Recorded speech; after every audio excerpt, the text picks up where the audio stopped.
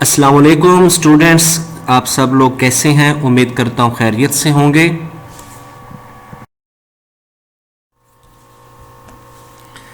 FSc part 1 chapter number 12 and 13 12 और 13 chapter से 47 MCQs हैं आज की वीडियो में, जिनको मैंने सॉल्व और एक्सप्लेन किया है।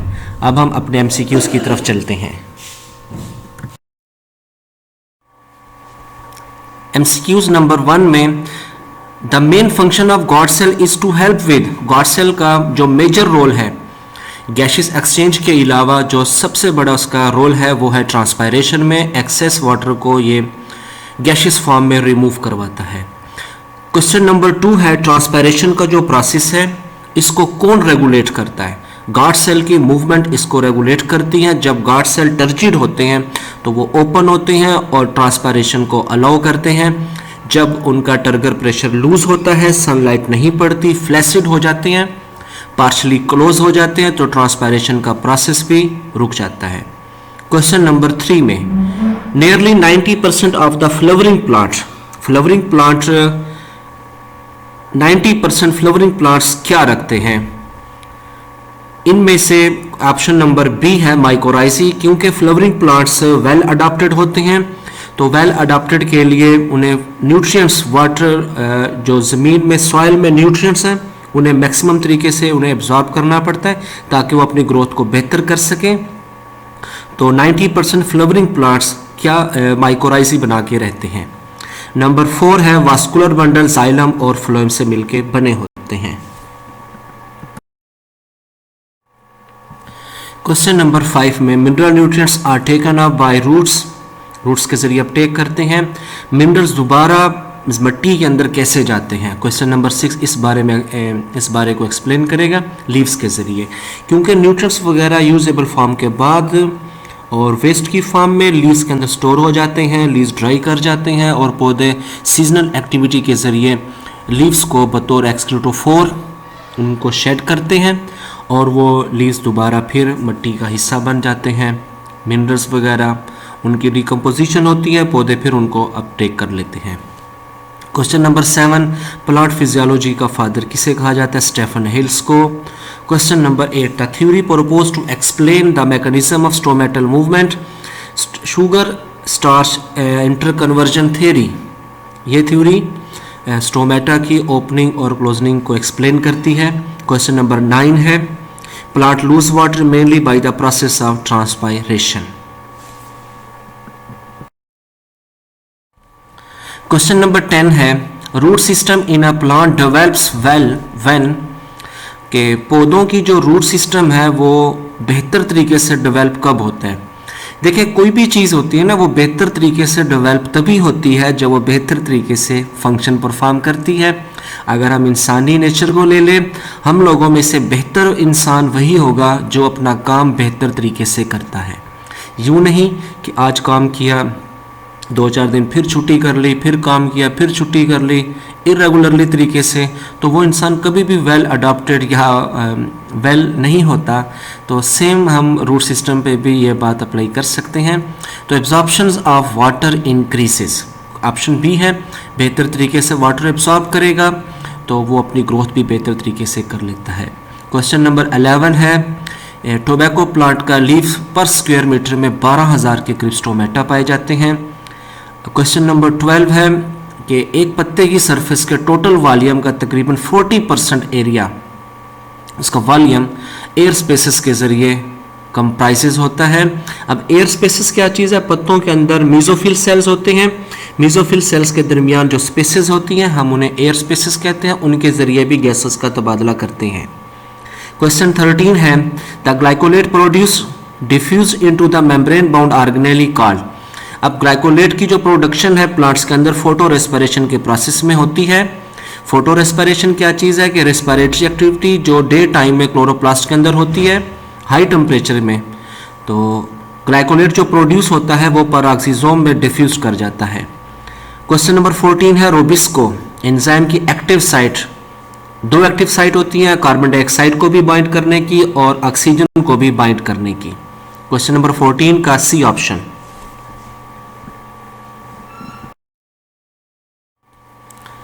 Question number 15, magnesium is present in which of the following. Chlorophyll का सेंट्रल एटम मैग्नीशियम होता है।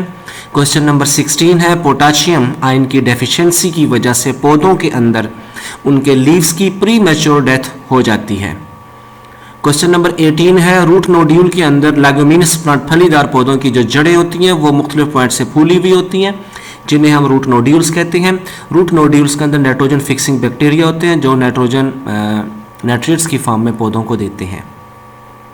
क्वेश्चन नंबर 19 है, द लीफ इज बाइलोब, दो लोब होंगे लीफ के मिड रिब्स के दरमियान, with mid rib between them, उनमें मिड रिब के आसपास लीफ बाइलोब्ड होगा।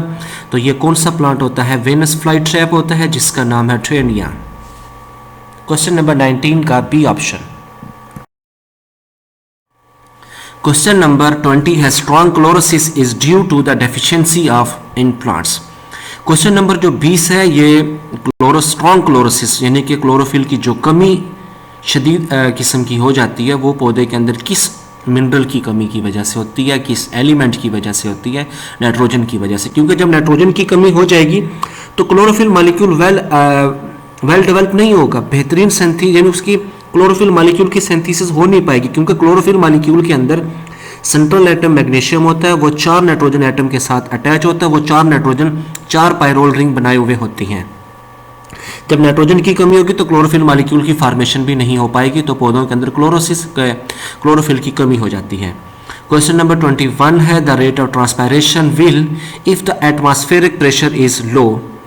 तो ट्रांसपायरेशन का रेट इंक्रीज होगा जब एटमॉस्फेरिक प्रेशर लो होगा, क्योंकि पौधे के पत्ते से बाहर, पौधे की बॉडी से बाहर एटमॉस्फेरिक प्रेशर लो है, तो अंदर से पानी तेजी के साथ फ्लो करके गैशियस फॉर्म में बाहर की तरफ आएगा, क्योंकि जो गैशियस फॉर्म है, एयर है, हवा है, गैसेस हैं, वो ज़्यादा प्रेशर से कम प्रेशर की तरफ मूव करती हैं।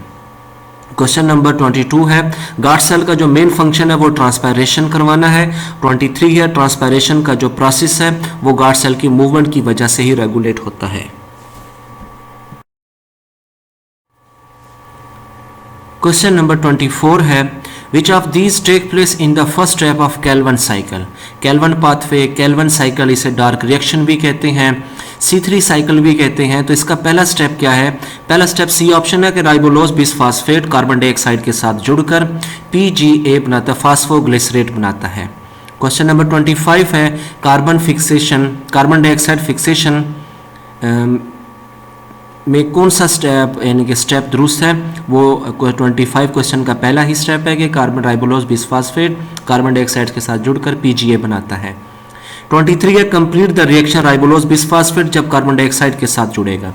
अब देखें क्वेश्चन को आप लोगों ने समझना है, यहाँ पे राइबोलोज बिसफॉस्फेट एक मॉलिक्यूल लिया गया है और साथ कार्बन डाइऑक्साइड का भी एक मॉलिक्यूल है। राइबोलोज बिसफॉस्फेट के अंदर 2 फास्फेट होती हैं और 5 कार्बन की राइबोलोज होती है। एक कार्बन डाइऑक्साइड जब इसके साथ जुड़ेगी तो आप लोग यहाँ पर देखें कि यहाँ पर आप लोग देखें कि 2 फास्फेट हैं और 6 कार्बन हो चुकी हैं, 5 राइबोलोज वाली, 1 कार्बन डाइऑक्साइड की, तो 3 PGA यानी कि 3 फास्फोग्लिसरेट के 2 मॉलिक्यूल बनेंगे।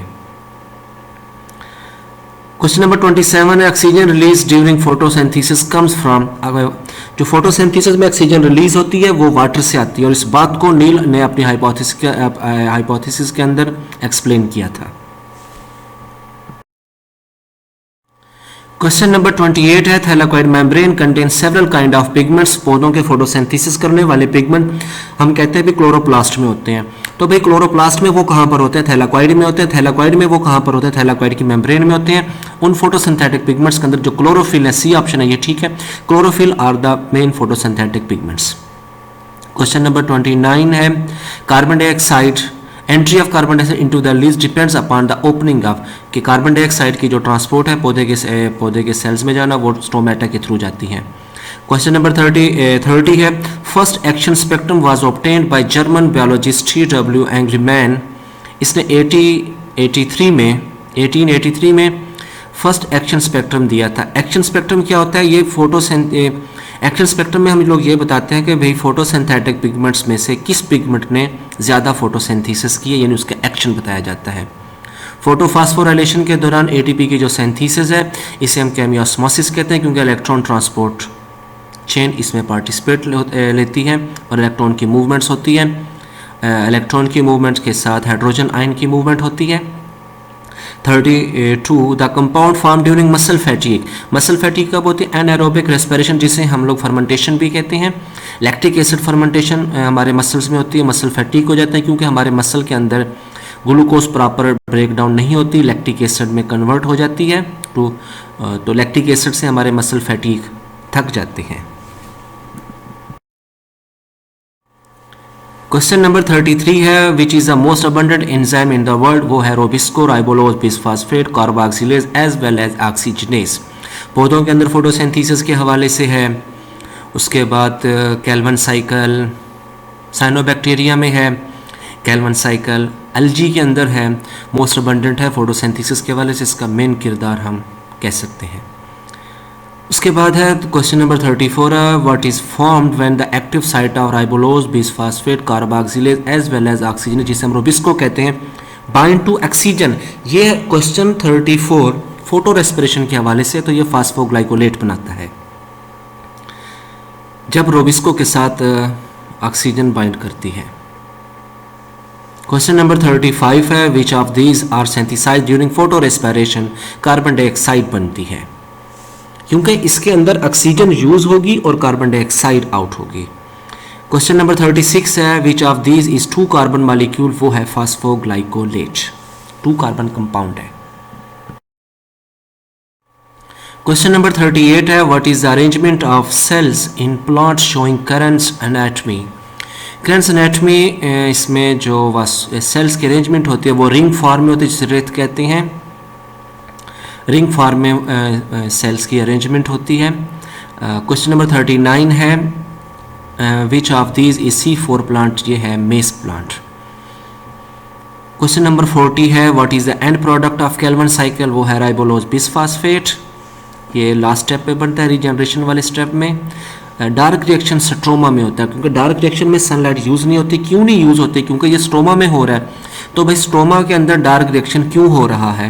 क्योंकि यहाँ पर लाइट यूज़ नहीं होगी। भाई कैल्वन स्ट्रोमा में लाइट यूज़ क्यों नहीं होगी? क्योंकि there are no photosynthetic pigment in stroma, तो वो लाइट को एब्जॉर्ब भी नहीं करेंगे। क्वेश्चन नंबर 43 है 43 the correct sequence of electron transport chain in ATP synthesis. Electron transport chain में फोटो रेस्पिरेटरी चेन, हम लोग इसे क्रेब्स साइकिल के बाद हम इसको डिस्क्राइब करते हैं। साइटोक्रोम आता है B, C, A और A3। क्वेश्चन नंबर 44 है chlorophyll A molecule at its carbon atom of 3 of the pyrrole ring 2 has one of the following। Chlorophyll A molecule में जो पायरोल रिंग नंबर 2 पे आता है उसकी कार्बन नंबर 3 पे कौन सा ग्रुप अटैच होता है? वो है मिथाइल ग्रुप। और क्लोरोफिल बी में मिथाइल ग्रुप की जगह एल्डिहाइड ग्रुप मौजूद होता है। Ferredoxin is a question 45। Ferredoxin photosystem 1 का पार्ट है। 46 MCQs के अंदर carbon dioxide join the photosynthetic pathway in dark reaction, क्योंकि फोटोसिंथेसिस के 2 रिएक्टेंट हैं, 2 रॉ मटेरियल हैं, कार्बन डाइऑक्साइड और पानी। पानी लाइट रिएक्शन में यूज़ होता है और ये कार्बन डाइऑक्साइड डार्क रिएक्शन में यूज़ होता है कैल्विन साइकिल में। 47 लास्ट MCQs है हमारा। In respiratory chain NAD is oxidised by coenzyme Q। ये इलेक्ट्रॉन को आगे ट्रांसपोर्ट कर देते हैं रेस्पिरेटरी चेन में, उसकी मूवमेंट से फिर ATP की सिंथेसिस होती है। ये आप लोगों के 47 सॉल्व्ड MCQs जो मैंने एक्सप्लेन भी किए हैं। इन 47 MCQs में से कोई MCQs आप लोगों को क्लियर नहीं है तो आप लोग कमेंट सेक्शन में आके आप लोग पूछें, मेरे साथ डिस्कस करें, क्योंकि डिस्कशन से ही हमारी तैयारी, आप लोगों की तैयारी बहुत अच्छी होगी, मैं भी अच्छे से एक्सप्लेन कर सकूँगा। क्योंकि देखिए मेरे पास जितनी मालूमात हैं तैयारी के हवाले से बॉटनी सब्जेक्ट की, पूरी कोशिश करूँगा आप लोगों तक पहुँचाऊँ और आप लोगों ने उसको बेहतर तरीके से पढ़ना है, उसको बेहतर तरीके से एक्सप्लेन करना है और अपने क्वेश्चन शेयर करने हैं। इंशाल्लाह बहुत अच्छी तैयारी होगी आप लोगों की।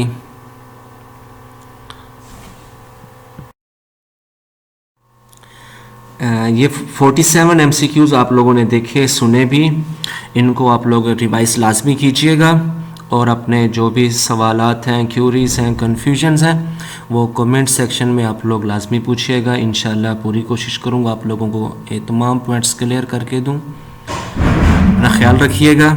अल्लाह हाफिज़।